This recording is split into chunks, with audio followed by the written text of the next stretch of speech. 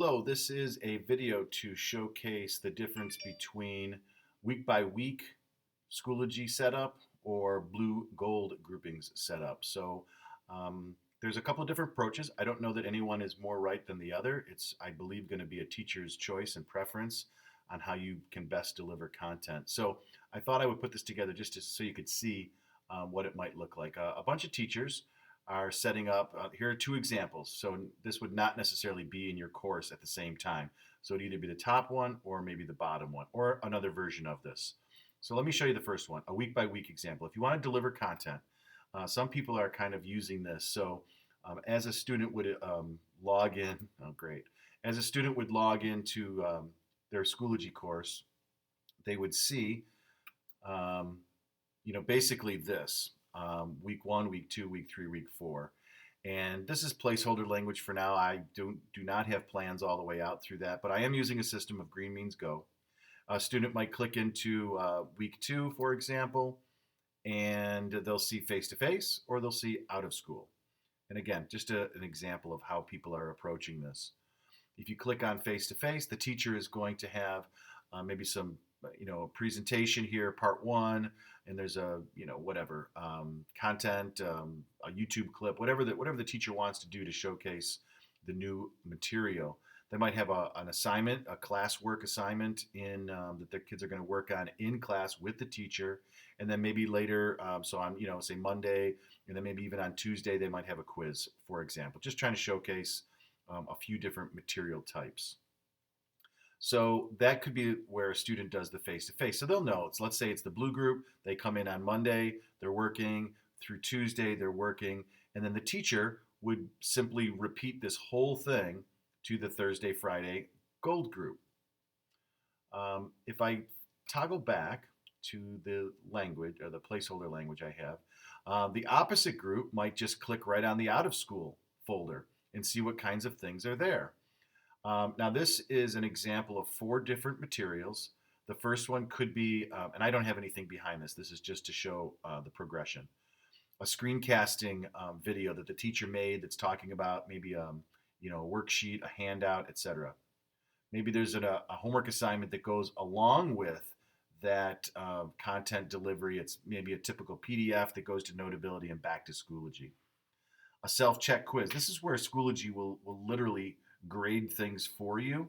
So if you click on a self-check quiz or make a self-check quiz, you can go into settings and you could allow it to have unlimited attempts, and Schoology will take the highest score. So if you gave a question that had a finite answer, in other words, it was a true, false, multiple choice, ordering, or matching question, these will have specific answers that Schoology can say yes or no to, and it can grade. So if you did like a 3 or 4 or 5 question ticket out the door style assessment, and the kid could work on that, that might be really cool, because when you, let me just go back to the out of school folder, when you create a quiz like this, you'll see that I have also conditioned it so that the students have to actually work on these things in progression.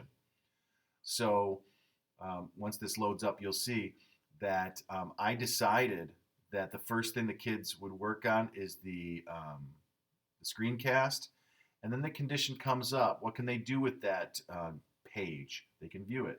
With a homework assignment, they could do a couple things. They could view it, they could post a comment within Schoology, they could make a submission, which is the most common, or they could, after making a submission, score a minimum grade level, which is incumbent on the teacher to then have to score it so the next item unlocks. So this is student pacing or completion rules.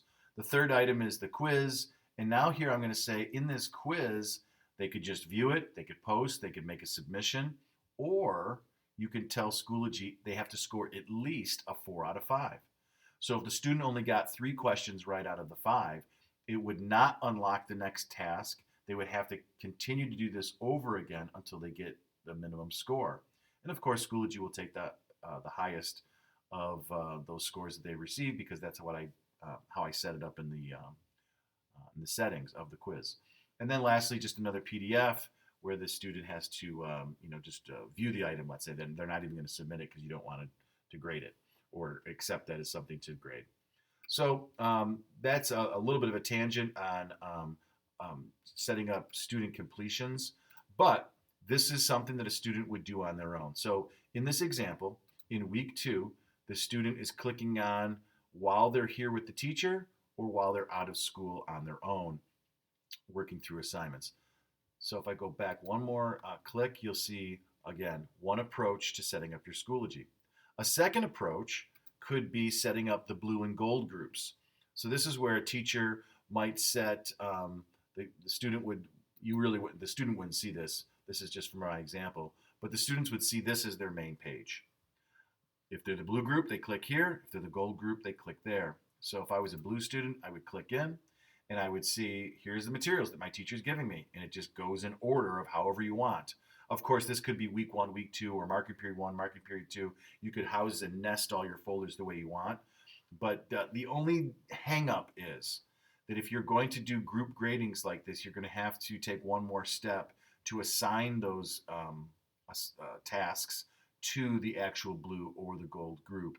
And again, that might be an extra step, but if you want to have assignments that are being collected in a staggered manner, you'll have to do that. And again, it would be your choice. But if I go back out to if I was the gold student, I would click into this and I would see basically the same assignments, but now I'm calling it something a little bit different with the word gold. So Schoology will know that this is a different assignment, even though it's the exact same, but they're able to have a different due date connected with it. The way I would get these assignments here is I would copy them or import them from a sandbox course somewhere else. I don't want to make this video too long, but those are a couple of suggestions on how you might be able to organize your Schoology course using these two basic formats, blue or gold groupings or the week by week example. So if you need some help, get in touch with me and I will try my best to help you.